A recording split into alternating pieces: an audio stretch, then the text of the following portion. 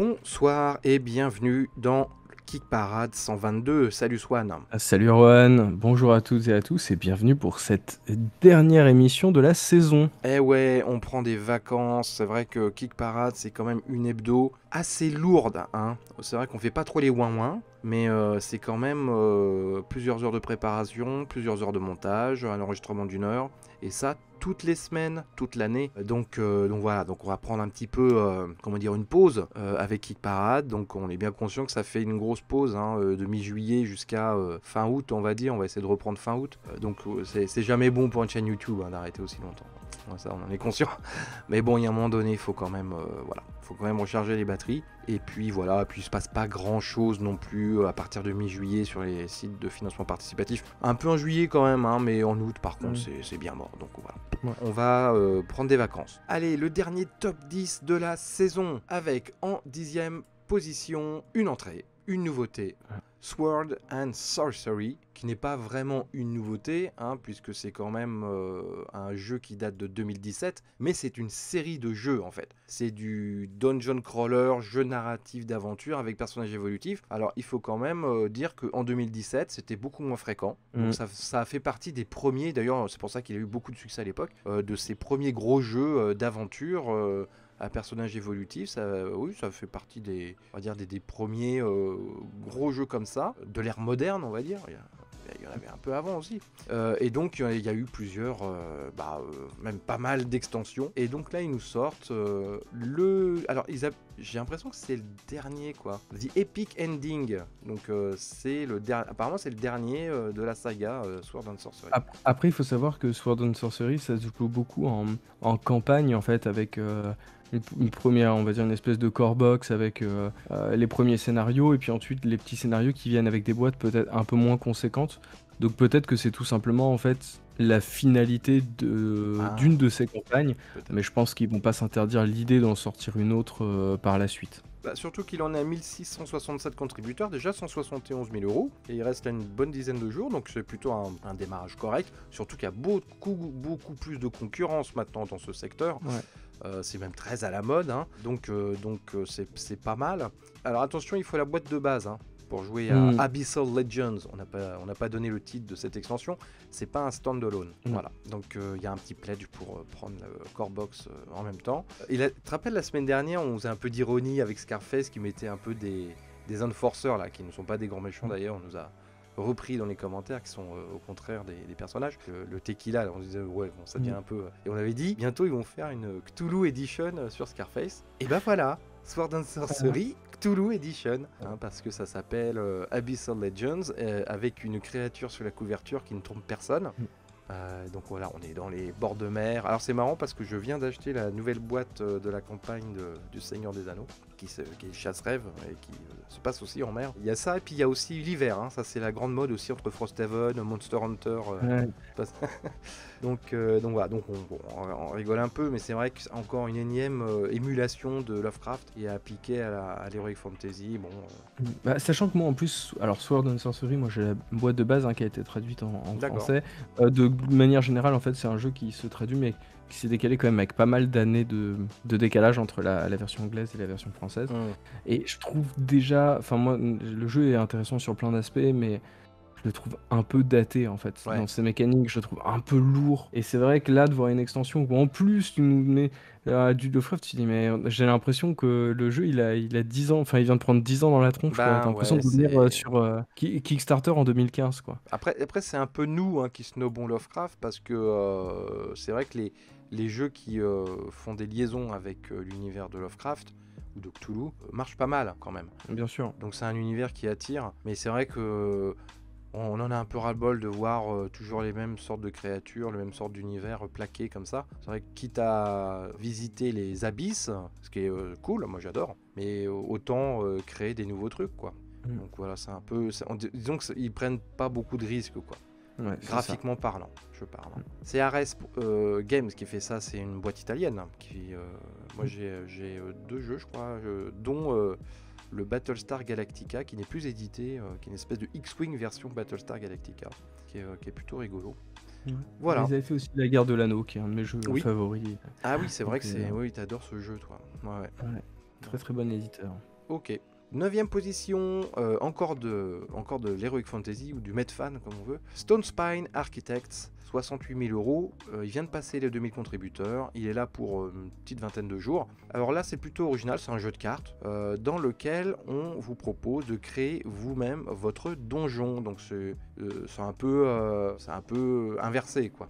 Au lieu de subir le donjon, c'est vous qui allez répartir les monstres, les trésors, les pièges sur une espèce de jeu de cartes qui se met, des cartes qui se mettent l'une à côté des autres et qui, selon leur disposition, vous rapportent des points de victoire.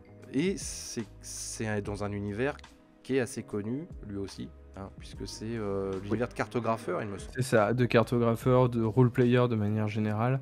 Bon, c'est vrai qu'ils mettent en avant sur la campagne le côté cartographeur. Ouais. Mais c'est plus effectivement role-player qui a été le premier jeu à lancer ça. Donc il faut savoir en fait que c'est des jeux qui se jouent tous d'une manière très différente, mais qui ont quand même une volonté de présenter un même lore et qui même peuvent devenir à la longue compatibles avec un système de jeu d'aventure, mi-jeu d'aventure, mi-jeu de rôle, et dans lesquels en fait tout ce qu'on peut composer dans les jeux annexes peuvent être en fait implémentés à l'intérieur. Le personnage que vous faites dans role-player, vous pouvez importer sa fiche de personnage pour faire votre personnage dans le jeu de rôle. Idem pour cartographeur, et là, je me demande si on va pas arriver un petit peu dans la même logique en disant, voilà, après, peut-être que ça peut aider les maîtres de jeu à s'inspirer de ce qu'ils ont accompli là-dedans pour faire des donjons, parce qu'effectivement l'idée, en fait on est assez proche, en fait c'est vraiment un mix entre cartographeur et roleplayer, parce que dans roleplayer vous deviez associer des dés pour essayer de répondre à une espèce de schéma d'archétype que vous piochez en début de jeu, et dans cartographeur vous deviez dessiner une carte en fonction des contraintes qu'on vous donnait. Là on retrouve un peu ces deux mêmes mécaniques, parce qu'en fait vous devez à la fois essayer de placer selon vos contraintes les pièces du donjon que vous allez débloquer de façon à essayer de répondre au schéma que vous avez en début de jeu, et d'un autre côté vous composez aussi un univers en connectant une espèce de plan vu du dessus qui rappelle un peu cartographeur. Donc je trouve qu'on est dans un mix. Après, on se disait en début d'émission, et je pense que je te rejoins, je me demande sur la rejouabilité de ce genre de jeu. Est-ce qu'on est comme dans un cartographeur où finalement on s'en lasse assez peu? Enfin moi en tout cas je m'en lasse pas, c'est un jeu que j'aime beaucoup. Mais là comme c'est pas nous qui dessinons, on a un peu moins de folie, et j'ai un peu l'impression qu'au bout d'un moment tu finis un peu par te faire chier, quoi. C'est ça. Après tu vas connaître tes cartes toutes par cœur. Non, je suis pas sûr. Puis moi j'aimerais bien qu'il y ait une espèce d'aventurier bot, genre Automa, qui teste ton donjon, tu vois, en deuxième partie de jeu, et qui te rapporte des points de victoire s'il crève ou qui t'en enlève. Tu vois, ça pourrait être une dernière partie du jeu qui serait rigolote, parce que finalement tu crées un donjon, personne ne le teste, personne n'y va, donc c'est un peu frustrant pour un architecte que personne visite son monument. Allez, on passe à la 8e place, c'est Coloma Prospect sur GameFound, 173 000 €. Pareil, vient de passer les 2000 contributeurs, c'est la dernière semaine pour ce jeu bac à sable de western, dans lequel vous allez développer votre petite ville du Far West, avec des mines d'or, avec un saloon. Qu'est-ce qu'il y a encore? Mais il y a les dessins de Miko, on a vu qu'il y avait il y a des fans dans les commentaires. Bon, j'arrête de faire d'ailleurs, ça. s'il te plaît, dis-nous, parce que j'en ai vu, il y a un commentaire, on aurait dit que le mec était pris de spasme. Donc s'il te plaît, dis-nous que tu vas bien. On s'inquiète. Qui ça, moi? Non, le mec a pris qui peut pas supporter Miko la semaine dernière, il a mis un commentaire et on aurait dit qu'il a écrit ça tremblotant. Donc s'il te plaît, fais-nous juste un signe pour savoir que tout va bien. Alors, ou s'il faut qu'on s'inquiète. Non, il peut. On rappelle que cette émission est chapitrée. Donc il peut passer tous les jeux où il y a des dessins de Miko pour aller où je suis. Il n'est pas obligé de ne plus regarder l'émission. Oui, il te fait pas du mal, hein. Faut que ça reste un moment agréable pour toi. Non, mais voilà, peut-être qu'après il y aura moins de Miko, on sait pas. Bon, pour l'instant, il y a du Miko pour ce jeu de western qui a l'air bien sympathique. C'est quoi là? C'est une extension et un reprint avec des nouveaux composants, il me semble. Je me rappelle plus. C'est ça, il y a puis un côté un peu big box aussi. C'est ça, voilà. On est un petit peu dans cette nouvelle mode qu'on voit émerger depuis quelques mois là, à savoir qu'on propose une version un peu remasterisée du jeu dans un bel écran qui est en fait une espèce de big box de luxe en fait. Voilà, et donc on dépoussière des vieux jeux. Voilà, on te revend le jeu. Alors de temps en temps, ça peut valoir le coup parce que c'est Bah des oui, jeux oui. qui sont un peu introuvables. Ah oui, En oui. plus, sachant que là, ils font un upgrade pack, donc je trouve qu'on est quand même sur quelque chose de plutôt honnête. Dans l'idée où si vous Ouais. possédez déjà le jeu, en fait, vous avez juste à acheter ce pack d'upgrade qui est compatible avec votre précédent. Donc, bon, je trouve que c'est pas une campagne honteuse dans la démarche. Non, non. Allez, on passe à la 7ème place. Et c'est DC Deck Building Games Justice League Dark. Donc le jeu de deck building de DC Comics, 429 000 euros, 2561 contributeurs. Il reste encore 10 jours, hein. C'est vraiment une très longue campagne et on n'a pas grand chose à en dire finalement. En tout cas moi, parce que j'ai jamais essayé le jeu. Je connais pas les 3/4 des super-héros qu'il y a sur les trucs. Ouais, là, on sent qu'on arrive sur les fonds de tiroir, tu sais. Ah, c'est ça. Ah Mais, si, ils mettent en avant en fait ce qu'ils appellent la Justice League Dark dans une des extensions. Donc c'était tout le truc qui ressortait avec les personnages de Constantine, Swamp Thing. Je crois qu'on est sur quelque chose de beaucoup plus inspiré des travaux qu'avait pu initier Alan Moore en fait chez DC Comics, qui ont ensuite été repris par d'autres. Donc c'est un peu le côté comme dans le titre, hein, dark. Si les super-héros ils étaient un peu plus sombres, un peu plus gothiques, un peu plus. Voilà. Donc, il y a leur Nemesis d'ailleurs, apparemment. Mhm. Et il y a un petit jeu qui s'appelle Legion of Doom, qui est dans le pledge aussi, qui est pareil, un jeu de cartes, mais avec des dessins beaucoup plus naïfs d'époque. Je sais pas Oui, ce que plus ça années vaut. 60, quoi. Ouais. On est sur le. C'est une extension qu'ils avaient déjà sortie, je crois. Pourquoi pas, ouais, c'est rigolo. C'est pour les collectionneurs, ça. 6ème position. Ah, alors là, c'est une entrée plutôt assez grosse, puisque c'est le nouveau Cool Mini Hornet. 195 000 euros, 2720 contributeurs. Il est là pour moins de 15 jours. Et ça s'appelle Mordred. Et c'est un jeu qui nous propulse dans les légendes celtes. Moi, j'aime beaucoup. Et notamment, et plus précisément, dans la légende du roi Arthur. Et je suis en colère. Ouais. Je suis en colère. Dis-nous tout, Erwan. Vite ton sac. J'en ai ras-le-bol que les Anglais pillent la légende du roi Arthur. Comme si la légende du roi Arthur était en Angleterre. Ce qui n'est pas le cas. Ça se passe en Bretagne. Hein, c'est une légende celte. En partie. Donc, en partie. Ouais. Mais il faut arrêter de... Enfin, tu vois, c'est encore du pillage culturel et de l'espèce arrogance anglo-saxonne qui fait que roi Arthur égale Angleterre. Mais non, c'est celte, c'était pas que l'Angleterre. Et c'est plutôt sur le continent, tu vois. Donc ça m'agace, c'est du pillage culturel, tout simplement. Et surtout, en fait, c'est fait par des Français, ça m'agace. Enfin, produit par des Français. Parce que effectivement, il y a des côtés de légende, notamment le truc de la table ronde, c'est plus centré aujourd'hui sur ce qu'on considère comme étant l'Angleterre. Mais là, en fait, on est plus sur on va dire la fin du roi Arthur, parce qu'on a le personnage de Mordred, hein, donc qui est son fils, il me semble. Hein, ouais. Son fils illégitime qui tente de reprendre le contrôle. On a Merlin et Morgane qui apparaissent, donc on est vraiment sur la fin de l'ère d'Arthur. Et effectivement, on sait que cette période-là, notamment une grande partie se passe à Brocéliande. Bon, Brocéliande, c'est pas tellement l'Angleterre. Et c'est vrai que c'est un petit peu dommage, sachant qu'en plus, ils font une deuxième carte, un peu mystique, avec une espèce de terre maudite. Et finalement, ça aurait pu être sympa d'élargir un petit peu à la Bretagne. Oui, c'est chauvin. On assume. Ouais, mais non, moi, il y a un moment, ça va, quoi. Tu vois, le pillage culturel. À chaque fois que tu vois un film sur le roi Arthur, ça se passe en Angleterre, ça va, quoi. Bon, bref. Oui, je disais que c'était produit par les Français, en partie, hein, parce que c'est Guillotine Games qui est derrière, ce sont les auteurs de Zombicide. Donc c'est pas eux qui ont créé le jeu, ça c'est plutôt, j'ai vu des auteurs maison, hein, de Cool Mini Hornet qui ont bossé sur Blood Rage, comment il s'appelle, Marvel United. Pareil, le designer, c'est un designer maison aussi. Mais Guillotine Games, alors, sauf si on me contredit, mais il me semble bien que c'est la boîte d'édition des auteurs de Zombicide. En tout cas, c'est ce qu'il y a sur les Zombicides à chaque fois. Et je pense que c'est eux.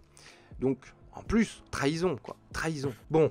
Après, ce qui est plutôt intéressant, c'est qu'on sent... Alors même si on sent que c'est un projet un peu plus mineur, on voit que Cool Mini Hornet, ils sortent un peu de leur zone de confort. Hein. Ouais. Ils sortent un peu des gros IP qui nous rebalancent à toutes les sauces avec un nouveau style. Là, ils essayent. Mais ils avaient déjà essayé un peu ça avec leur dernier Zombicide. Là, ils sortent encore...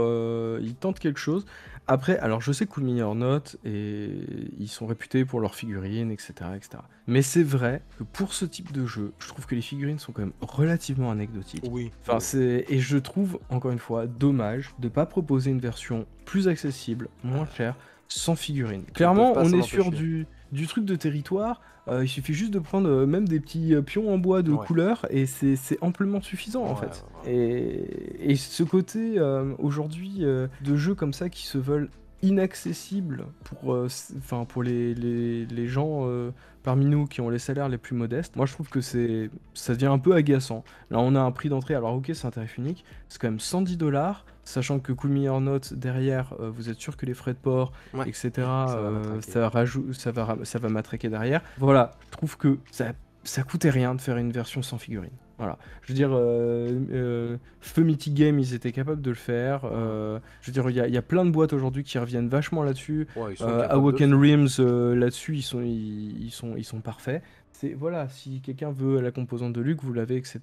Mais je trouve que ça prive quand même toute une catégorie de joueurs d'accéder à certains types de jeux. Et pour ce genre de projet, je trouve que ça ne se justifie pas en fait. Non, je suis d'accord. C'est vrai que maintenant, de plus en plus, il y a des versions sans figurines pour faire baisser le prix de la boîte. Et Cool Me or Not, hein, ils vendent du plastique aussi. Hein. Ça fait partie de leur business. Bon, et ce jeu, alors, bon, il a l'air... bon, moi, franchement, il m'excite pas plus que ça. Il me rebute pas non plus. Hein.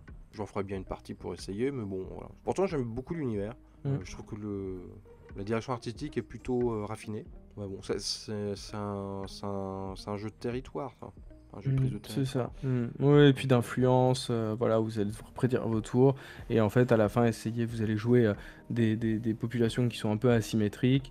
Et l'idée, c'est que voilà, vous allez devoir vous attirer les faveurs de l'un des personnages, on va dire, légendaires en fait, de la table ronde. Enfin, en tout cas, des personnages qui sont proposés dans le jeu pour essayer d'obtenir des avantages, etc. Ça sur le m'étonne terrain. pas qu'il y ait un mec qui ait bossé sur Blood Rage, hein, qui bosse là-dessus. Il y a un petit côté comme ça, hein, quand même. Ça rappelle des Mais trucs. d'ailleurs, c'est assez drôle parce que tu disais tout à l'heure aussi sur certains clichés. Je trouve que effectivement, là, on est jeu celtique, ok, enfin autour de la culture celte et machin. Et je trouve que tout de suite, on est sur une esthétique qui est assez proche de Ignis en fait, qui était l'un des rares jeux jusqu'à présent. Enfin, il y en a d'autres, hein, mais dans les jeux récents qui ont bien marché avec un univers un peu celte, etc. C'était quand même le plus identifié. Et je trouve que là, direct, tu sens on reprend un peu cette patte en disant voilà, comme ça, vous n'êtes pas trop perdu, vous êtes en terrain inconnu. Mais après, moi, par contre, j'aime beaucoup le design. Hein. Je trouve que les dessins, la direction artistique, la carte, etc. C'est vraiment du beau matériel. Ouais. Alors, on passe à la 5e position avec Planet Unknown, hein, qui a monté. Jeu de développement spatial qui sort son extension qui s'appelle Supermoon. Et avec, comme Coloma, hein, boîte de luxe avec tout un tas de nouveaux matériels super jolis. Et puis, c'est surtout une campagne morte. Hein. Passe rien sur cette campagne. C'est de la précommande à la con. Oui, c'est la précommande, ouais. Donc voilà, mais le ils jeu ont juste cool, ils ont juste débloqué le fait que parce qu'il existait une version en fait digitale du jeu, hein, et que là ils ont atteint une somme qui leur permet d'offrir l'extension gratuite pour ceux qui jouent en version on va dire en version numérique. Alors on nous a dit dans les commentaires qu'il y avait certains joueurs de Planet Unknown parmi nos viewers. Dire un peu plus sur ce que vous pensez du jeu. Il reste combien de temps encore là? J'ai même pas dit. 15 jours quand même. Vous avez le temps un peu de réfléchir si vous êtes tenté. Et on va passer à la 4e place avec une entrée qui s'appelle Hamlet by the Lake. Alors Hamlet on connaît. On connaît parce que c'est un jeu qui est sorti, enfin qui a eu une campagne, c'était quoi, il y a un an et demi Ouais, à peu près. Beau succès aussi. Hein. Très, beau succès, parce que j'ai regardé sur l'ancienne campagne, la première campagne, il avait fait 9852 contributeurs. C'est quand même beaucoup, hein, pour un jeu, on va dire, qui se rapproche de... Moi, je rapproche ça de Settlers, je sais pas si tu seras d'accord, mais... un petit peu, ouais. Vous allez développer votre petit hameau, vous allez le faire grandir. Au milieu, il y a le clou du spectacle, c'est de construire une église en 3D, qui signifie un petit peu la fin de l'évolution du hameau. Et donc dans cette extension qui s'appelle By the Lake, vous allez rajouter des lacs, tout simplement des plans d'eau pour que vos petits meeples puissent pêcher, puissent échanger du poisson, de la nourriture, et vous avez aussi certains meeples qui seront seuls capables de traverser le lac pour aller de l'autre côté, que le bateau pour traverser le lac n'appartient qu'à un seul joueur. Donc voilà, donc ça développe tout le côté compétition, développement, ressources du jeu de base. Donc après, j'imagine qu'il faut faire les montagnes. Mais ceci dit, c'est bon, après voilà, on est sur typiquement le genre de jeu qui qui vise en fait à scorer de différentes manières, etc. Donc on est vraiment dans la continuité, sachant qu'à côté de ça s'ajoute à ce côté map qui se construit. D'ailleurs, c'était assez audacieux parce que Ouais, ils ont des formes de tuiles qui sont complètement ouais, différentes. ouais, ouais. Et du coup, sur chaque tuile, il y a des actions qui peuvent se débloquer, de machin, etc. Donc voilà, Ah, ça le va jeu sur le est côté. très joli, hein. Et il est très très beau là-dessus. Mm. Mais on avait déjà souligné ce Ouais, point-là ouais, ouais. la dernière fois, et vraiment là on revient en disant non, vraiment c'est très très cool. Et effectivement, le fait de fabriquer cette église au centre du village, je trouve que c'est. Bah tu vois, c'est pas inutile quoi. Ça a un Oui. vrai sens esthétique. Mm. Et voilà. Bon. Je trouve que c'est un beau succès, et c'est vrai que l'entrée elle est fulgurante quoi. Oui, ouais, ouais. Il En y a moins beaucoup d'une de fans de semaine, ce jeu, hein. 4000 contributeurs, Il me semble qu'il donc a ça veut jamais dire été traduit en français. Dites-nous en commentaire si on a bon ou pas, mais moi je l'ai jamais vu en boutique. Et les poissons, vous pouvez faire des recettes d'ailleurs. Vous avez des cartes de recettes et ça vous donne ça vous débloque des petits pouvoirs. Voilà. Avant de passer aux 3 premiers, nous allons sur les maigres nouveautés de la semaine. C'est pour ça qu'il est temps qu'on s'arrête pour l'été. Je vais commencer ici, ça ne te dérange pas. Moi, ça va être vite je fait. t'en prie. On va sur Ulule avec 24 heures du Mans, Vaillant vs Leader. Donc c'est un jeu, comme vous l'aurez deviné, de course de voiture qui se passe aux 24 heures du Mans, et c'est surtout une adaptation de la bande dessinée de Jean Graton, donc le célèbre Vaillant, dont Luc Besson avait fait un remake dans les années 2000, enfin il l'avait produit, pas réalisé. Donc c'est vrai que c'est une BD qui a un petit peu disparu, mais voilà, c'est un personnage qui a eu beaucoup de succès en bande dessinée en France. Et donc là, les 24 heures du Mans, c'est presque plus de l'endurance que de la course, hein, forcément, hein, parce que c'est 24 heures.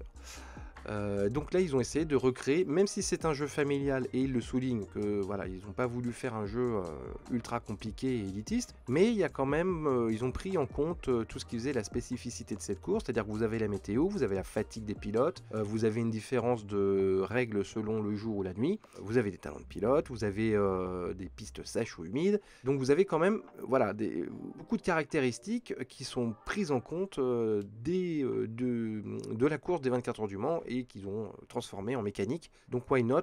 Alors les jeux de course, ils ont du succès, hein. Le dernier c'est Hit, qui a vraiment été un gros carton, hein. Donc là il en est à combien? Je vais même pas regarder, tiens. Il en est à... Bah il est financé apparemment, ouais, 105%, donc voilà, 117 contributions.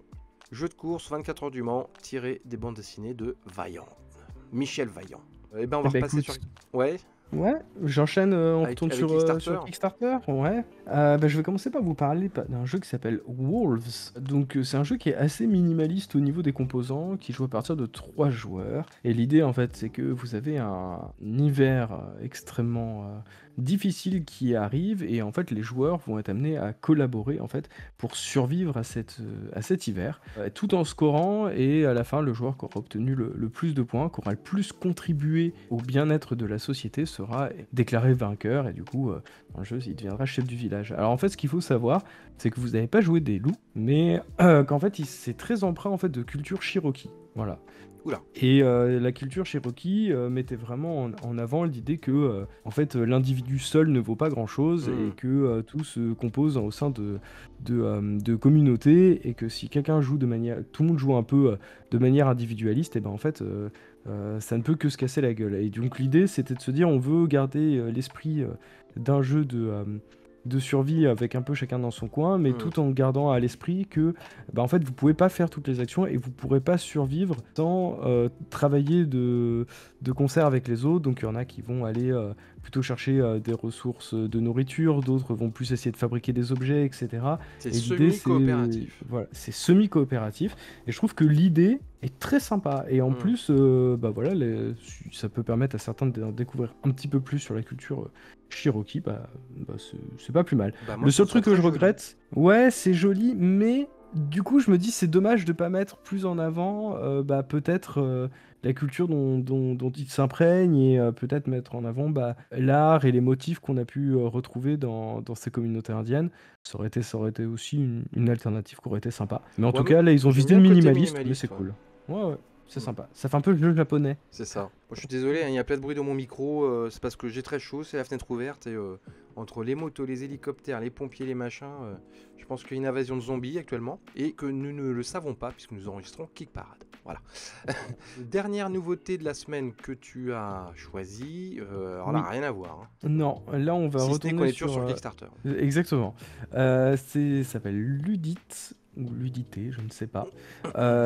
Et donc du coup, c'est un roll and write où vous allez devoir jouer des hackers qui tentent de se venger d'une intelligence artificielle qui leur a pourri l'existence. Alors c'est très précis, mais tout simplement parce que dans la version physique, alors vous avez la possibilité d'acheter juste du print and play, mais dans la version physique, en fait, c'est accompagné d'un roman graphique, une bande dessinée qui vous présente un peu le contexte de l'univers. Donc on retrouve beaucoup une ambiance un peu à la cyberpunk, mais je trouve qu'il y a aussi un petit côté, quand tu vois ces villes tentaculaires et démesurées, je trouve qu'on retrouve un petit côté à la Blame de Niei que j'aime beaucoup. Donc voilà, je trouve que c'est plutôt sympa de proposer un roll and write, mais avec un peu plus de lore, un peu plus de background. Voilà, donc vous allez devoir jeter des dés et utiliser ces résultats en fait pour tenter d'optimiser votre manière de hacker ces terribles robots. Le roll and write se prête parfaitement au hacking dans Ouais, Cyberpunk. tout à fait. C'était logique. Et bah déjà, fin des nouveautés. Si vous avez des nouveautés Oui. que nous n'avons pas évoquées, n'hésitez pas à lire dans les commentaires. Bien entendu, comme d'habitude. Partagez avec les copains. Faut Exactement. toujours partager avec les copains. Troisième position, c'est Cyclades Legendary Edition, 610 000 €, 5586 contributeurs, et il est encore là 25 jours, donc il avait démarré un peu mollement, moi je trouve. Là il s'est bien rattrapé, hein, carrément, ce qui est troisième. Par contre, j'ai un peu peur du fameux désert de mi-parcours pour les campagnes très longues comme ça. Eux, ils ont carrément abusé, hein, 40 jours de campagne. Faut oser, hein. Donc j'espère pour eux que l'été ne va pas leur être fatal, mais en même temps ils vont accompagner tout l'été en fait. Il va finir au mois d'août tranquillement. Enfin même pas, oui si au début du mois d'août. Donc voilà, alors on nous a fait remarquer, effectivement on avait dit la semaine dernière que c'était l'édition ultime, que ça regroupait tout et tout. Et quelqu'un nous a dit, je suis pas sûr parce que il n'y a pas l'extension des Titans par exemple, qui est... Alors j'ai regardé un peu. N'étant pas un spécialiste de Cyclades, moi j'ai joué de temps en temps, mais j'aime beaucoup. Mais et effectivement, je vois pas l'extension Titan dans cette Legendary Edition. Donc oui, c'est peut-être pas l'édition qui regroupe absolument tout ce qui est sorti avant. Mais ce qui est sûr, en tout cas, c'est que nouveau matériel, nouvelles règles, ajout de monstres, ajout de héros. Enfin voilà, c'est un jeu qui est entièrement repensé, redesigné. Donc c'est plutôt sympathique à voir, en tout cas sur la page. Ça donne envie. Ouais, c'est une manière de dépoussiérer le jeu. Après, je sais que sur certaines des extensions de Cyclades, il y avait des extensions qui avaient un petit peu divisé parce que ça déséquilibrait vachement le jeu. Je sais pas si c'est le cas des extensions qui n'apparaissent pas dans cette campagne-là. Est-ce que c'était pas dans l'idée de refaire un jeu peut-être un peu plus optimisé, dans l'idée où voilà, il n'y a pas d'éléments qui viendraient perturber un équilibre qui fonctionne bien. C'est peut-être la logique qu'il y a derrière. Alors après, on pourrait dire pourquoi dans ce cas-là, ils n'ont pas juste retravaillé les extensions. Et ben, je vous répondrai que je n'en sais rien. Les joueurs de Cyclades, sortez vos théories, on est là. Deuxième place, Tanares Adventures Ultimate Edition. Bon bah voilà, un autre gros jeu narratif. Ils se sont un peu enchaînés ces dernières semaines, qui vient de dépasser le 1 million d'euros, donc c'est un très gros succès. 6759 contributeurs, ce sont les derniers jours pour on va dire cette aventure fleuve d'Heroic Fantasy, délivré en veux-tu en voilà, des énormes bouquins de scénario, de la figurine, des cartes, des tokens. Bon, on connaît ce genre de jeu. Le succès ne se dément pas, hein. C'est fou, hein. Parce que quant à ce genre de jeu, moi je suis en train de faire Tainted Grail, avec du retard, hein, avec mon pote Fred que je salue, mais ça dure très longtemps. On y joue une fois par semaine pourtant, hein. Mais ça va nous durer...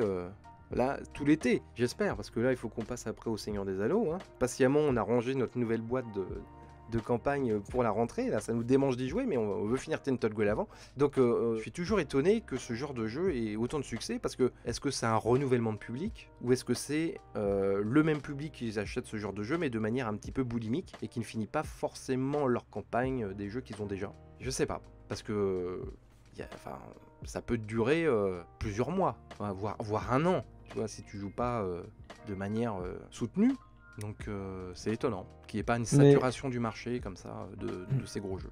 après, voilà, c'est un jeu qui avait déjà été édité une première fois, hein. Là, on est sur une version Ultimate. Oui, Je pense qu'il tu a aussi un m'étonnes. petit peu son lot de fans.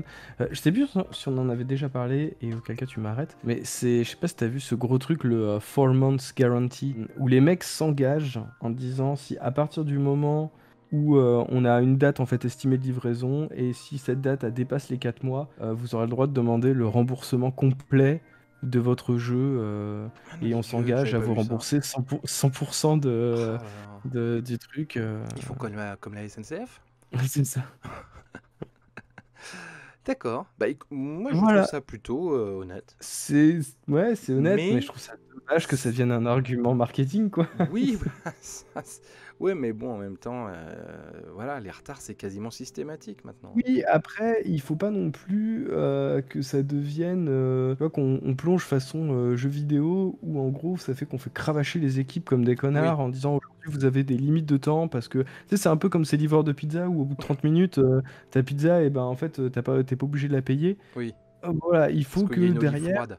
voilà, les conditions de travail pour les employés elles restent correctes, sachant qu'effectivement, on parle de conditions de travail donc pour les créateurs en France, mais derrière, on parle aussi de pays où le droit du travail n'est pas forcément respecté. On parle de la Chine, on parle du Pakistan, plus tous les pays qui vont s'occuper en fait de faire la transition avec les frettes maritimes, etc. Et on sait très bien que derrière, potentiellement, la pression elle va retomber sur ces gens-là, et juste parce qu'il y en a certains qui, alors même que le système de financement participatif implique potentiellement du retard, viendrait chouiner. Voilà, il faut pas Ouais, que ouais, mais derrière, en même ça ait un temps, impact vraiment négatif sur, je suis sur les d'accord. mauvaises personnes, en fait. Je suis Voilà. d'accord, mais en même temps, c'est à l'éditeur de donner une date, on va dire, réaliste. Voilà. Voilà. Sans faire, comme tu dis, le connard. Je pense que c'est aussi la responsabilité de l'éditeur. Pour rebondir sur... j'espère qu'ils vont pas faire comme le jeu vidéo. Si les jeux de plateau faisaient comme les jeux vidéo, tu n'aurais pas tous les éléments dans la boîte quand tu le reçois. Mm. Hein, t'aurais des moitiés de Kickstarter. Et Ouais. après, t'aurais un mail en te disant « Non, mais il vous manque les dés, mais c'est normal. On va vous les envoyer plus tard. » Ça, c'est En jeu VS. vidéo, ça. Allez, on passe à la première place de ce Kick Parade estival, n'est-ce pas? Et ben, ça tombe très bien, puisque c'est Gloomhaven Grand Festival, hein, c'est l'époque des festivals l'été. Donc, Il se rapproche presque là, il a presque rattrapé Battletech. c'est presque la plus grosse campagne de l'année. Et c'est même pas sur GameFound ou Kickstarter, c'est sur BackerKit. Eh ouais, 3 548 484 $. Ça calme, hein. 21 958 contributeurs. Et il reste quelques jours, ça va finir en début de semaine prochaine. Voilà. Donc, on peut dire que Gloomhaven a toujours autant de fans. Au bout de 3 semaines...